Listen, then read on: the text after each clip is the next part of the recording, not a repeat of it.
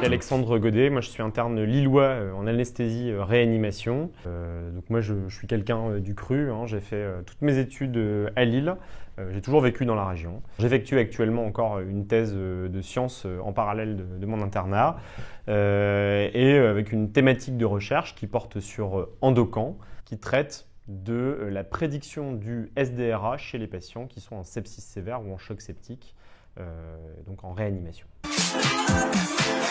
Je pense être un chat blanc. Est-ce que j'ai un objet contraphobique en garde? Moi, je suis extrêmement perturbé si j'ai pas mon réveil matin pour le lendemain. C'est pas agréable de devoir demander à un collègue de vous appeler sur votre TSI perso pour vous réveiller en sortie de garde.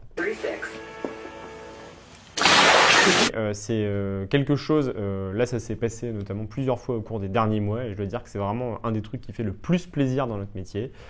C'est quand on a des patients qui reviennent nous voir plusieurs semaines, voire plusieurs mois après, surtout quand c'est des gens qui sont vraiment passés à deux doigts de la mort et qui reviennent nous voir pour nous montrer qu'ils vont bien.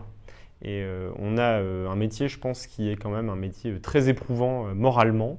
Et quand on a quelqu'un qui revient nous voir sur ses deux jambes alors que on a eu à faire appel à des techniques très sophistiquées, poussées de réanimation invasive pour lui, et qu'on le retrouve là quasiment comme vous et moi, c'est quelque chose d'extrêmement satisfaisant, il faut le dire, et c'est suffisamment rare pour qu'on s'en réjouisse, je pense, à chaque fois.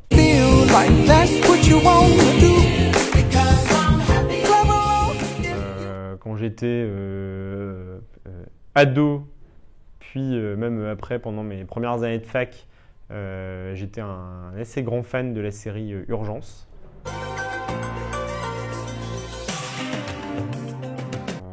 Si je devais citer, je sais pas, une musique de film, une des dernières qui m'a beaucoup marqué en bande originale, c'est la musique du film La La Land.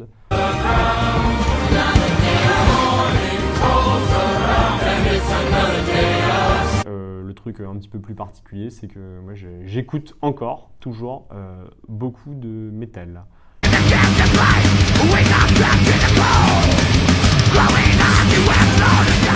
L'intelligence artificielle va faire irruption dans nos vies de manière générale, c'est déjà le cas d'ailleurs, et plus particulièrement en médecine.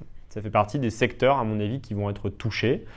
En fait, c'est déjà le cas actuellement. Hein, quand on discute avec des collègues radiologues, en fait, ils nous disent très clairement qu'il y a déjà une bonne partie des examens qui sont déjà pré-traités par intelligence artificielle.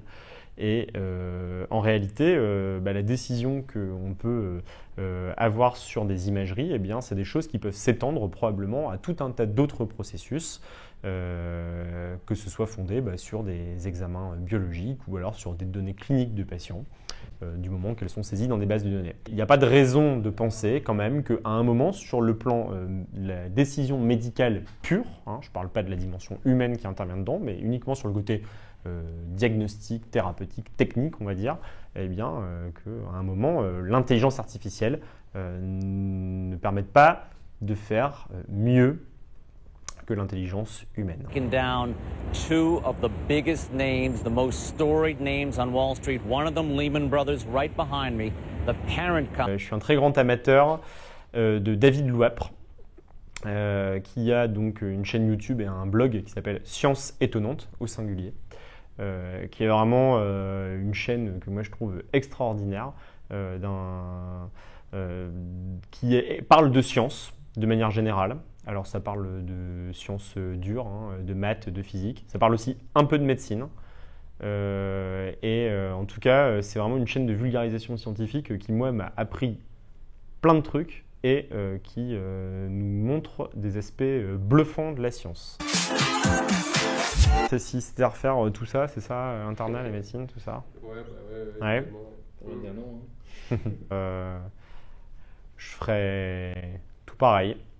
Je travaillerais peut-être un petit peu plus dans les premières années, je dirais.